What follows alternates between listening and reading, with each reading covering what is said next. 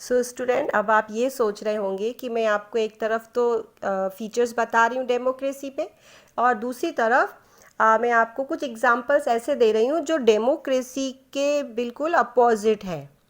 अब हमें यहाँ पे ये चीज़ समझनी है कि डेमोक्रेसी के अलग अलग फॉर्म्स हैं, क्योंकि हम एक पर्टिकुलर कंट्री में हैं, इंडिया में हैं, तो हमें यहाँ की डेमोक्रेसी के बारे में बहुत अच्छे से पता है।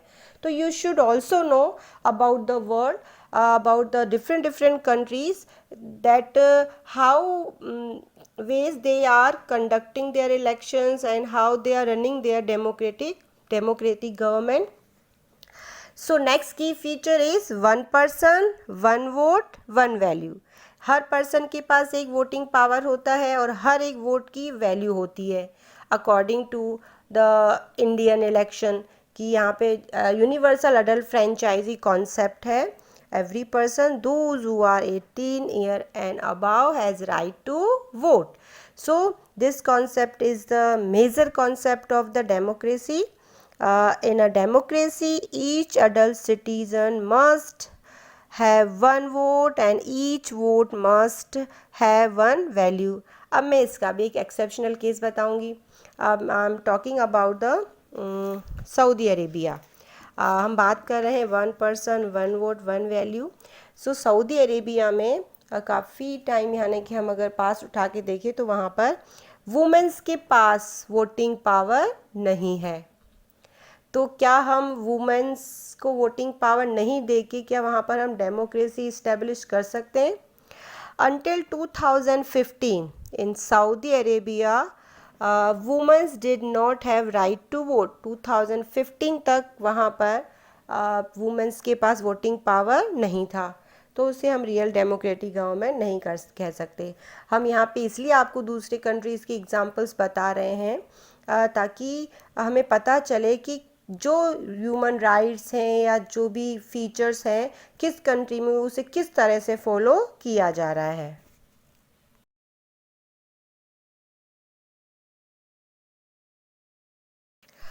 So there is a last point of the features of the democracy, that is rule of law and respect for rights.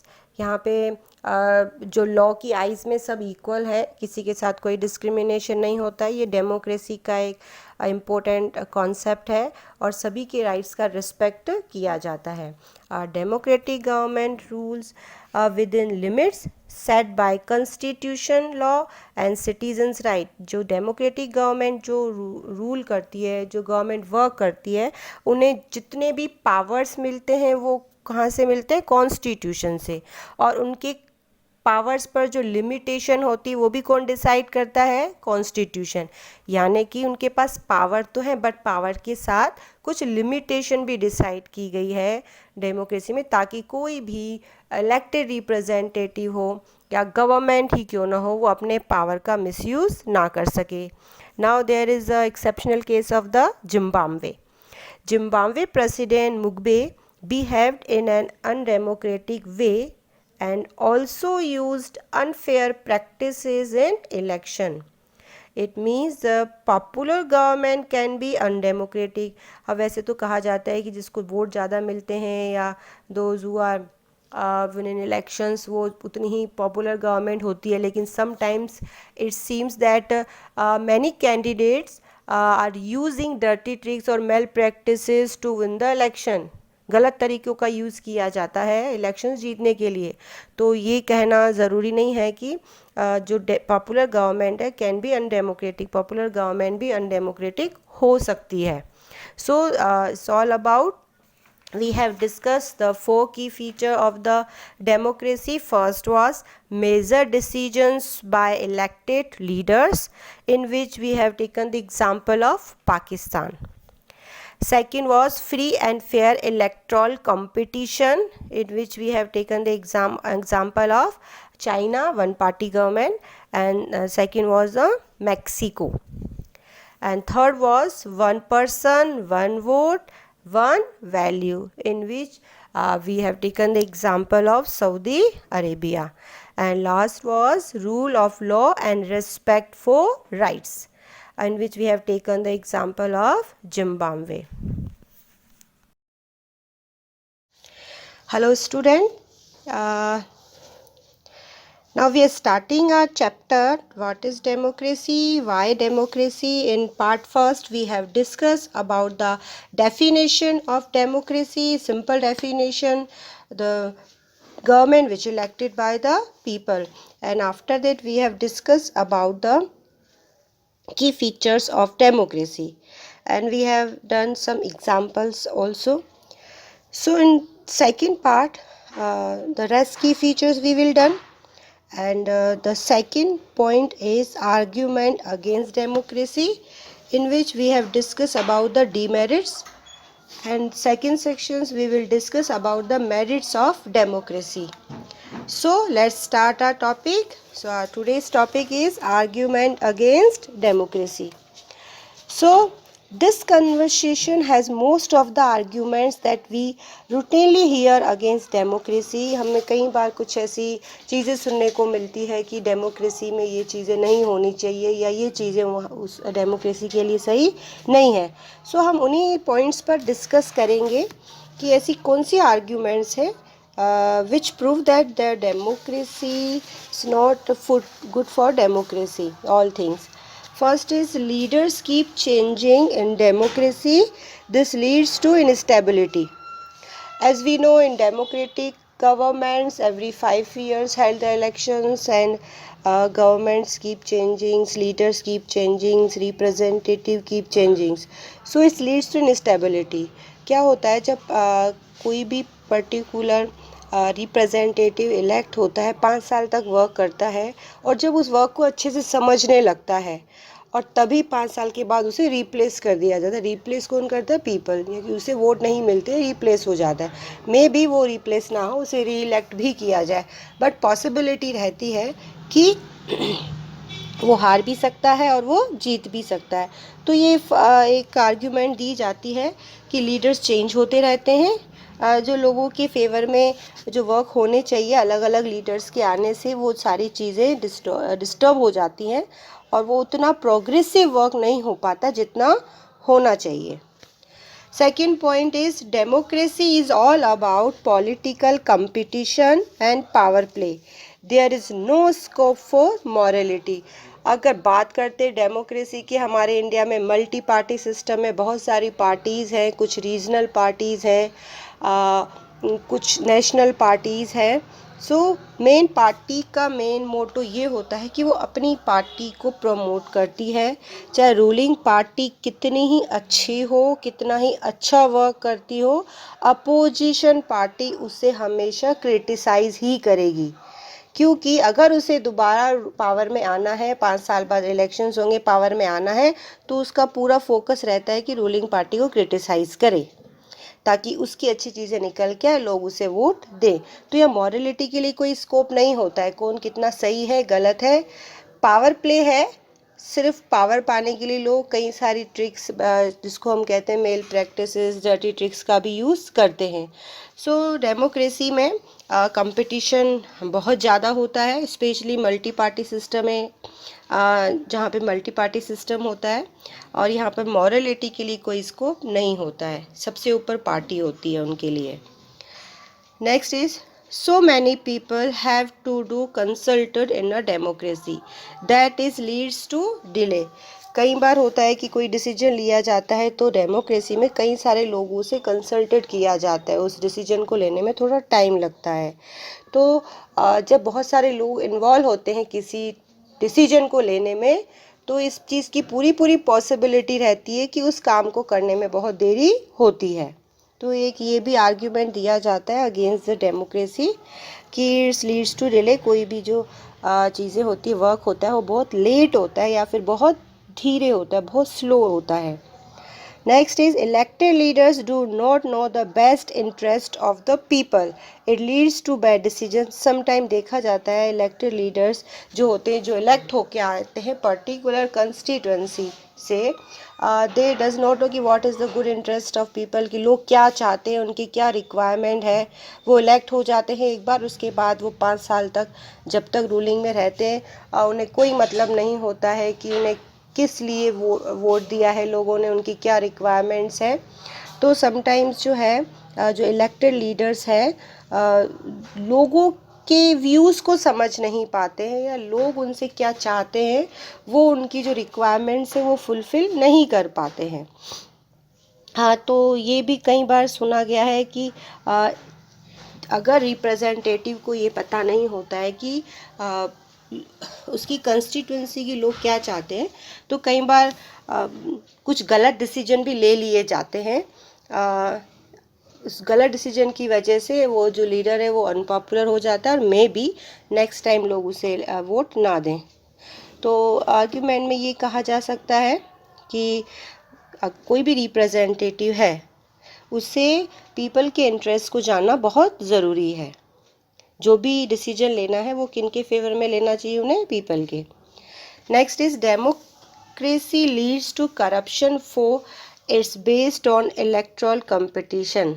यहाँ पर हम बात करें इलेक्शंस की, हमने बात की थी इलेक्टोरल कंपटीशन होता है, फ्री एंड फेयर इलेक्शन होते हैं, की फीचर में हमने किया था इस चीज़ को डिस्कस। तो जब भी इलेक्शंस होते हैं तो हर पॉलिटिकल पार्टी जो है कुछ ना कुछ करप्शंस करती है अपने आप को जीतने के लिए या अपने पार्टी के कैंडिडेट्स को जिताने के लिए। तो कई बार इलेक्टोरल कंपटीशन में वो कुछ मेल प्रैक्टिसेस का यूज़ करते वोटर्स को ख़रीदने की कोशिश की जाती है, या फिर उन्हें अलग अलग तरीके से इस चीज़ के लिए पोक किया जाता है कि वो उस पर्टिकुलर कैंडिडेट को वोट के। कई बार रीजनल मैथड जो मैटर है वो लिए जाते हैं, कई बार उनकी जो पब्लिक फैसिलिटीज़ है उनका इशू उठाया जाता है। मैं राजस्थान की बात करते तो फार्मर्स को मेन इशू बनाया जाता है। इसके अलावा कई सारे जैसे रिलीजियस मैटर ले लिया, रिलीजियस मैटर को लेकर भी कई सारे जो लोग हैं वो बहुत सेंसिटिव होते हैं वोटर्स। तो उस वक्त जो लीडर्स है, लीडर्स तो नहीं, जो रिप्रेजेंटेटिव या जो लीडर्स खड़े हो रहे हैं इलेक्शंस में, तो पूरा यूज़ करते हैं। इसको हम करप्शन का पार्ट कह सकते हैं। हालांकि कॉन्स्टिट्यूशन में इन चीज़ों को अलाउ नहीं है, बट वो डायरेक्टली और इनडायरेक्टली इन चीज़ों का यूज़ करते हैं इलेक्शंस को जीतने के लिए, क्योंकि यहाँ पे कंपटीशन इतना टफ होता है कि हर पार्टी अपने कैंडिडेट को जिताने के लिए वो सब कुछ करती है। Last, ordinary people don't know what is good for them. They should not decide it anything. Especially I am talking about the India. There is so many people, those who are not educated and those who are not well known about the leaders. कई जो ऐसे लोग हैं जो educated नहीं हैं या फिर जो पॉलिटिकल कंपटीशन को नहीं समझते हैं, वो अपना वोट तो देते हैं but they don't know what is good for them. उन्हें ये नहीं पता है कि उनके लिए सही कैंडिडेट कौन सा है। Now in this situation they give the vote those candidates those who are not deserving. Sometime क्या करते हैं वो लोग, ऐसे लीडर को वोट दे देते हैं जो डिज़र्व नहीं करता है या जो उनके लिए सही नहीं है। तो यहाँ पे अवेयरनेस की जो बात कर रहे हैं, अवेयरनेस बहुत ज़रूरी है, क्योंकि वोटिंग का जो पावर है बहुत प्रीशियस है, जो हमें 5 साल में एक बार ही मिलता है। तो specially ordinary people don't know what is the good for them, कि उनके लिए क्या सही है क्या नहीं सही नहीं है। कई बार तो लोग वोट देने ही नहीं चाहते हैं, क्योंकि उन्हें लगता है कि उनके वोट देने और नहीं देने से कोई फ़र्क नहीं पड़ता है, और जो वोट देने जाते हैं वो उस कैंडिडेट को वोट दे देते हैं जो उनके लिए डिज़र्विंग नहीं है या फिर सही नहीं है। सो ऐसी कई सारी आर्ग्यूमेंट्स जो है डेमोक्रेसी के अगेंस्ट कही जाती रही हैं हमेशा से ही।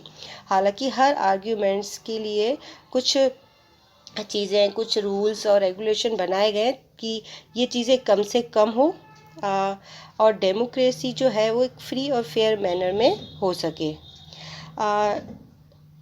एक चीज़ और है, democracy is not a magical situation for all the problems. Democracy है हमारी कंट्री में, इसका मतलब ये नहीं है कि कोई मैजिक है जो सारी प्रॉब्लम्स को सॉल्व कर देगा।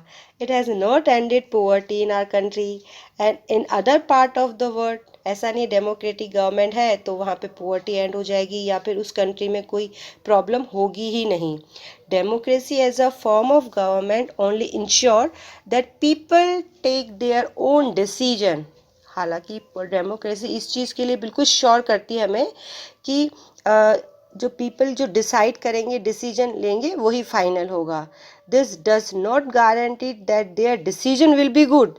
लेकिन इस चीज़ की गारंटी डेमोक्रेसी नहीं लेता कि जो पीपल ने डिसीजन लिया है वो सही है. यहाँ पे इम्पोर्टेंट रोल पीपल का है. People can make mistake. लोग भी मिस्टेक कर सकते हैं. डेमोक्रेसी यहाँ पीपल को पावर देती है, लेकिन किस पर्सन को अपने पावर का किस तरह से यूज़ करना है वो उसके लिए फ्री है. कई बार वो सही डिसीजन भी ले सकता है और कई बार वो गलत डिसीजन भी ले सकता है. Involving the people in this decision does not lead to delay in decision making. It's also true that democracy leads a frequent change in leadership. Sometimes this can set back big decision and affected the government efficiently. Decision में भी देरी होती है, but फिर भी हम अगर compare करते हैं डेमोक्रेसी को अदर फॉर्म्स ऑफ गवर्नमेंट से, तो it is the better choice and better form of government. So it's about the argument against democracy.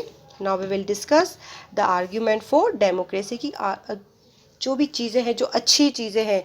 Y any country want to be become democratic country, कि क्यों कोई भी country अपने आप को democratic country कहना पसंद करती है. तो कहीं ना कहीं कुछ क्या बहुत अच्छी चीज़ें हैं डेमोक्रेटिक गवर्नमेंट में, जो ये फॉर्म ऑफ गवर्नमेंट है. तो हम नेक्स्ट उन्हीं के बारे में डिस्कस करेंगे. Now our topic is what is the merits of democracy और what is the argument for democracy, की डेमोक्रेसी क्यों होनी चाहिए. प्रीवियस सेक्शन में हमने लिया था कि डेमोक्रेसी के अगेंस्ट कौन कौन से फीचर्स हैं.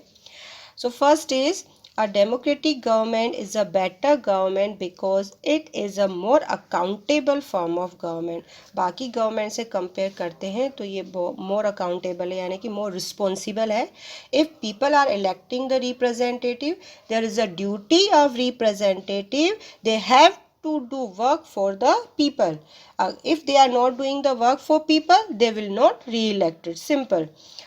गिव एंड टेक की पॉलिसी है कि अगर रिप्रेजेंटेटिव पीपल के लिए वर्क करता है, अपनी कंस्टिट्यूंसी के लिए कोई वर्क करता है, तब तो उसे री इलेक्ट किया जाएगा, अदरवाइज नहीं किया जाएगा. तो मोर अकाउंटेबल गवर्नमेंट है, मोर रिस्पॉन्सिबल गवर्नमेंट है डेमोक्रेटिक गवर्नमेंट.